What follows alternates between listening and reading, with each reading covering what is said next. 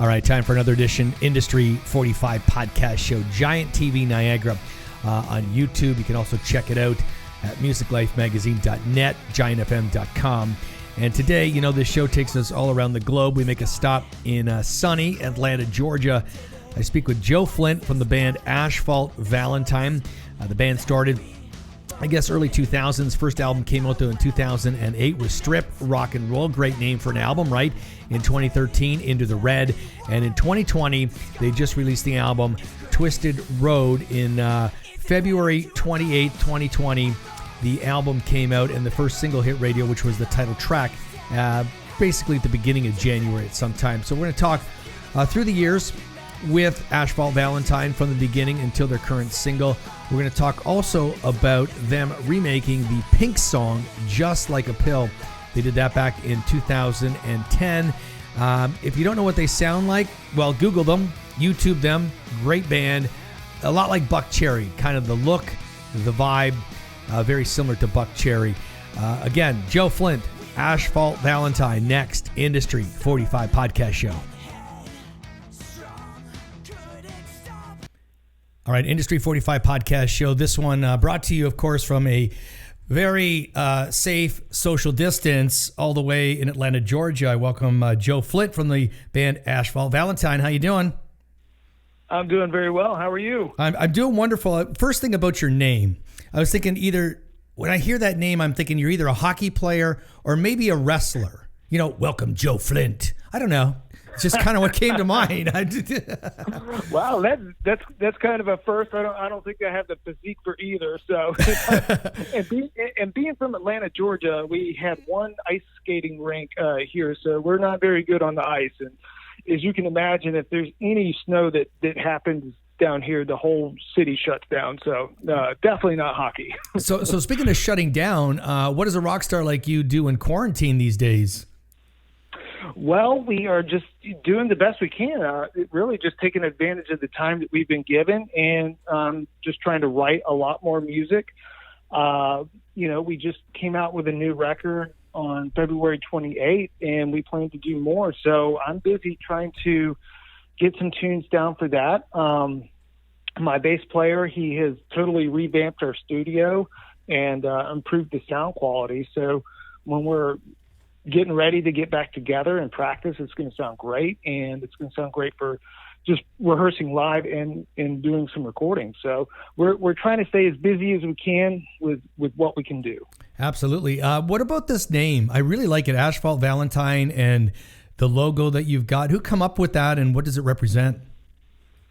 That is actually from our old drummer, Skaz. He was pretty much a founding member of Asphalt Valentine, and me and him used to co-write the lyrics and some of the tunes and stuff. And he had written some lyrics to one of our earlier songs, and we used to be under a different band name, but we were kind of going in a different direction, kind of just a little bit more hard rock as opposed to, punk and tongue in cheek. So when I read these lyrics from him, he said, "You're my Asphalt Valentine," and I said, well, that kind of encumbers a really cool aspect of what a band is. You think of Asphalt and you think of, something hard and gritty. Yeah. And then Valentine is very, melodic and sweet. So we kind of have both of that going for us. So I thought it was really cool. I brought it up to them. I said, what do you think if we just rebrand? And everybody was down with it. And Skaz also does all of our logos, and he does them not only for us, but for a lot of bands and a lot of businesses. He's just a fantastic graphic artist. So we just send him some ideas and let him go to town. A great name, though. I really like it. Now tell me, I mean, I know what your sound is like because I've listened to it and I've watched your videos and that, but how would you describe it to me, if I could pick a band, and I'm just throwing this out there, it's kind of Buck Cherry-ish. That's my take on it. But you tell me what your take on the sound is. Yeah, absolutely. We definitely get a lot of the Buck Cherry just because we have a lot of that blues-based kind of rock. I would say we're a little bit more on the metal side than them, especially when you dig into more songs on the tracks. You'll kind of hear that we we play a little bit faster and it's not as punky. I mean, we still got those punky songs, but Buck Cherry's definitely a great influence of ours. But we also have a lot of, old school influences. Of course, you can hear that, the AC/DCs and the Guns N' Roses, and but there's also a lot of bands out of Sweden that we really like, and they're kind of doing it right, taking the old school and mixing it with the new sound, and without realizing it, that's kind of what we've been doing for the past few years. So you started in early 2000s. You put the first album out, 2008. Now that was on a record label. Is that yeah. Okay? So you had a label in 2008. So just take me back a little bit to Strip Rock and Roll, because that's a great name too. You're just filled with great names, I tell you.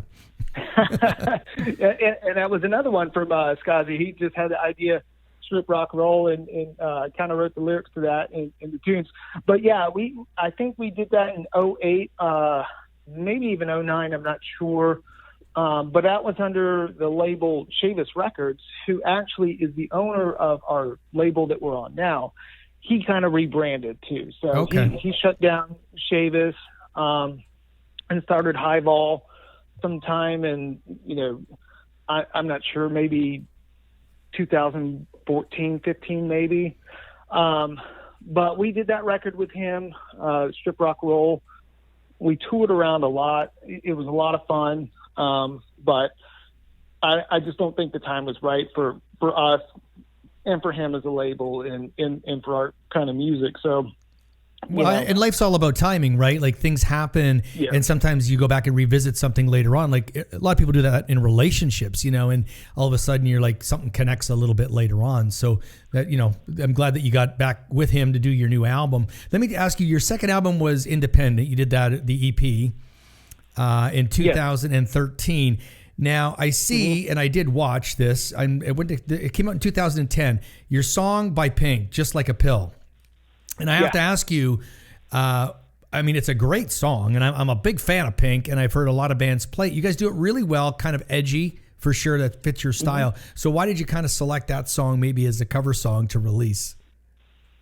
Well, we have a lot of different influences between all the guys in the band. I mean, we come from all different backgrounds, but when we hear good music, we all can gravitate towards it.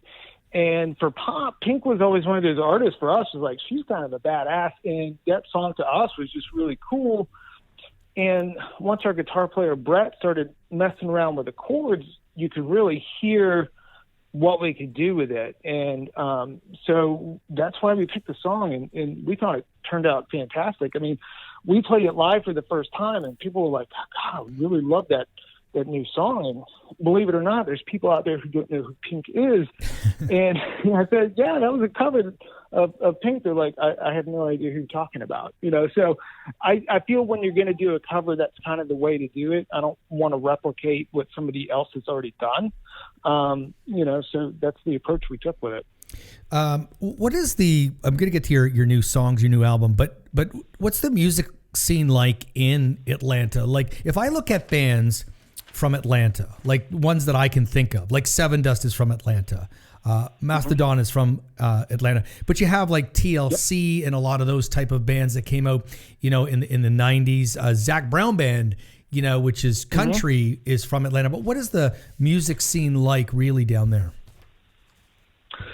Well, it's really hard to say today. A lot of the clubs that we used to play in 5-10 years ago, a lot of them aren't around anymore. And I would say, as far as the music scene goes now, and I find this with a lot of towns that we go visit, it's turning into the cover band, tribute band thing. And, we're friends with a lot of those guys in those bands, and they're very talented, but that's a lot of the scene. So, we can still get people out. We just don't play Atlanta very much. We try to keep it to 2-3 times a year just to make sure that we're not oversaturated. Yeah. Right. You get people out to the shows, right? Nothing's worse than playing somewhere every month.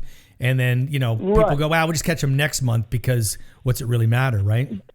Exactly. And it still proves to us that there's a lot of people out there who don't want to see original music, and they're more than willing to do it. So we just got to find time to pick the right club and in the right place. I mean, there's still a broad spectrum of bands that play here. You got a big metal scene. You got a big indie scene, punk scene. I mean, there's a lot of variety of people that live in Atlanta. So, that's as far as the rock goes. And of course, hip hop and electronic music is still huge here. So you can pretty much go out and find whatever you want when you want it. Nice. Let's talk about Twisted Road. So take me through the fact that you started writing this many years ago, correct? And because you released the song, The Only, in 2015?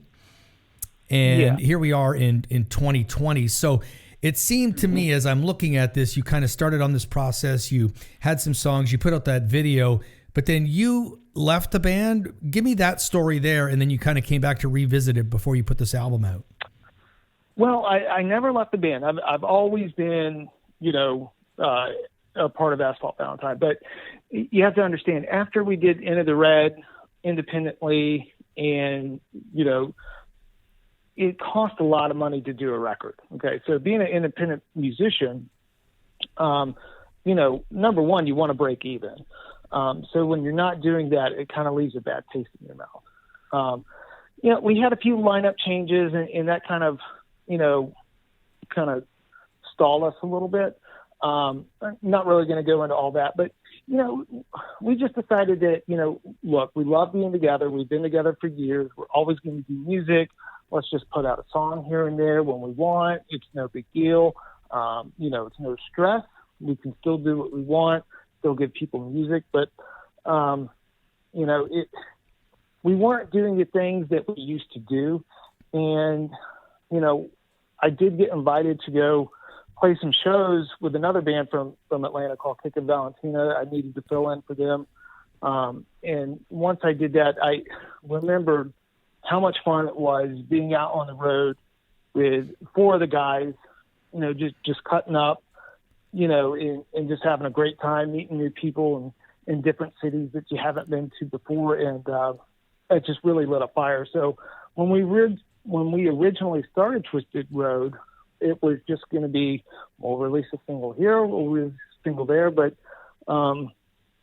once I got back, I contacted Bill, and I said, well, here's Twisted Road. This is what we're doing. You've already heard The Only. We've got more songs. And he talked us into doing a full-length record, and I'm glad he did, because I think it sounds great. I mean, it's a very dynamic record. And, so once we really started working on it in 2018, towards the end of it, it only took us about a year. Well, but you know what? I can appreciate that. Even when I play, if I'm not playing, I'll be honest with you, I kind of go, whatever. I got other stuff to do. And so does everybody else. But then when you get out there and you play that gig, that one, and the place is packed and you're having a great time, and you remember that vibe, the energy, and how it made you feel. And what are you doing the next day? You're talking to your bandmates. Hey guys, you want to get together and book some other dates? Do you want to jam? You want to write some songs? It kind of all brings it back, to really what you love. But sometimes I think as we get older, we kind of just go, you know what? It's too much money. It's too much time. Let's just not do this until you do it, right? So The Only comes out and you do a video for it, which is really cool. And tell us about that video a little bit too, because it was kind of it's for a film. Well, yeah, the guy in the video, he was my good friend from high school, and he started hiking mountains. He started in the Appalachians and wrote a book, and then he did the Rockies and he wrote a book, and then he went down there to South America, and he's going to hike the Andes Mountains. And he contacted me probably about 3/4 of the way through and said he had a few lines of poetry, and he sent them to me and wanted me to write a song. I think he was thinking of something a little bit more folky, but I'm a rock player, so that's what came out. And, this is what you're going to get. This is what you're going to get. But he wound up really loving it. And in fact, he's like, man, that song got me through the rest of the hike. And he actually did it by himself in the fastest world record time. So it was pretty impressive. So when we decided to do the video, I wanted to incorporate a lot of his live footage in there just to show people and take them on the journey of what he was doing, where it was very, it opens up. He's basically screwed. I mean, he's in the snow. His tent door broke open. Everything's gone, and he's got to move on. And then, towards the end of the video, he's made it to the top, and he just wanted to show people something positive. That, you set your mind to it, you can do it. So we thought it was a cool concept. And I like the song because I'm a big fan of the cowbell. The cowbell really in that rhythm. That's really cool. So let's talk about your single is out called Twisted Road. Mm-hmm. So give us the background on that song. Twisted Road, I wrote that maybe 2-3 years ago. It wasn't too long before we really started working on this record. Again, we were going to just release it as a single, so I think we actually finished it in 2017. We thought it was just a really good hard rock song. It had all the elements to it. It's got the riff, it's got the melodies, and again, after I came back from doing that little tour, I was like, well, this song kind of sets the stage for the rest of the record. And, so really we had a lot of songs in the works anyway.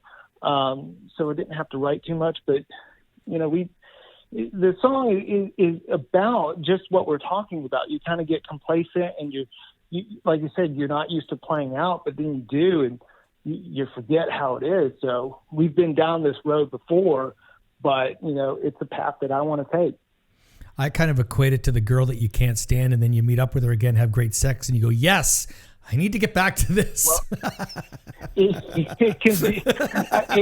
It's all of the above, my friend. I mean, it's kind of all that, you kind of take all those little experiences that you've been down before, and you just do it again. Let me ask you this too: is that if you told me you wrote Twisted Road, let's say it's 2017, even 2018, but if you release that song in 2020, and you're going back to something you wrote and recorded a couple of years ago, let's say, do you ever listen to it and think, you know what, we need to go back and fix this, or I don't like, the way the bridge comes in, or like whatever it might be? Like, are there any of those thoughts that go, even when you released this album, because the Only is on the album, right? So it's like, do you ever kind of go, man, we should have kind of done this way? Of course. I mean, you're as a musician, you're never going to be happy. We actually just filmed a music video for Twisted Road, and we got the final cut, and we were stoked. Of course, now I'm going back and analyzing. I'm like, oh man, that little scene could be a little bit different. Right. So as an artist, I don't think you're ever going to be truly 100% happy. And we can beat something to death, especially us, because we have a full recording studio where we practice. We got really good gear, and that's where we did the record. So, it took us a year because we did that. We recorded something and then went back 2 months later. As a matter of fact, Twisted Road, the vocal melody for the chorus was completely different. And I sat on it for about 3-4 months, and something just popped in my head. And I said, it just needs a new melody. I have it. And I went in and did it. So, we're blessed having that studio, but again, we can beat something to death. Let me ask you this too. What about, give me something as far as an artist right now that is a frustration for you. I mean, forget this COVID-19. Let's just go beyond that. But something, a frustration that you have as an artist, and maybe something you look at as an opportunity, because, a lot of artists do get frustrated, and a lot of artists see a lot of, great peaks as well in their career. So maybe give me one of each. Well, I think that one of the biggest things as an artist is all the competition. There's so much music out there, and everybody can have their own recording studio right now. Whether they put out something good or not, that's a different story. So, but everybody's putting something out and asking people to listen to it. So, by the time their ears get to something, they may not care. So we feel that, we put a lot of time and effort and a lot of money into our records too. I mean, we don't just produce everything ourselves. We pay good money to have, professional mixing and mastering and editing. So, when we're competing with bands that aren't doing that, which, we feel that, people will listen to it and they'll know the difference. But at the same time, I think a lot of people are getting just a lot of noise. So we got to cut through that. So that's one of the frustrations. But there are bands that are successful and that are doing it. And, we see them all the time. Look at Dirty Honey. I mean, they came from out of nowhere, no label, and, they were able to really hook it up. So you just got to sit back and analyze and not get frustrated and just keep doing what you know how to do. I want to say something about Dirty Honey. I had no idea who they were. Now, Frank Hannon from Tesla has a podcast show, and I think they're out with Tesla, are they not? And I know, because I know he did an interview with them, and I thought, so I went on and downloaded a couple songs, and I was like, I'm really impressed. What a great band. Yeah. Yep. That's all I wanted to say. Yeah, no, they were kind of a phenomenon because I heard them, and I can't remember where I heard them first. I just caught like one snippet. I didn't even hear the music. I just heard somebody say the name. I'm like, okay. And then it popped up on my iTunes. I was like, oh yeah, I heard somebody talking about this. And I played it. I was like, wow, that's really cool. And then the last football season, they're playing it in between songs on national television. I'm like, holy crap, with no label. I mean, how are you able to do that? But right. It's really cool. So it can be done. And, we just got to step back and just do what we do best, which is write music. And when we put on a show, just do the best show that we can. What about Andy? Andy Riley mixed, and he produced and mixed the album? Yeah, we did a lot of the production, a lot of the pre-production. When we give Andy our music, it's already tracked. But, he has the ability to say, no, we need to do this over and over, that piece over. Right, because I see he worked with UFO and Asia. Those are not small potatoes. No, Bon Jovi, Bruce Dickinson. I remember going to Nashville to go see Iron Maiden, and he's there. He's like, Nico invited me backstage. So he knows some people. He's been around a little bit. And we're lucky enough to have known him. And I met him when he first came over from England because he was dating one of our friends. So, we just got to know each other and be friends over the years. And he's always wanted to help us out and, do good stuff. And he's our go-to. And, once the other bands around here heard what he can do, he gets the business. So he's fantastic. Yeah, not a bad guy to have in your corner for sure. Oh, not at all. And we give him the freedom to, I say, we want somebody who hasn't heard the songs 1,000 times. You put your spin on it. And that's exactly what he did with The Only. The first time I got that song back, I was like, that's not as gritty as I thought it would be. But, he's like, well, that's what I heard. And, it's amazing, so just getting somebody else's take on it, and it's really cool. We let him have that freedom. Final question. Once this stuff goes away in our world and we can actually move on, what are your plans, at least at this point, for 2020, if there can even be live music in 2020? Is it now that you have this out, you're going to go and try to play a bunch of shows, hopefully, or what did it kind of look like even before this kind of happened? What were you going to do for 2020?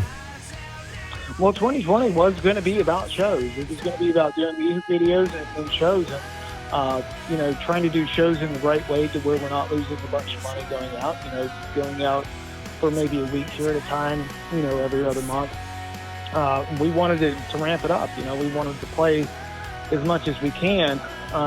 We still have shows on the books for this year. I think we booked one up in Massachusetts for October, and then we got another one that I think is that we were supposed to play in March in Baltimore. It looks like that may be getting rebooked. So we'll plan some shows around that, and we are ready to get back out there as soon as we get the green light.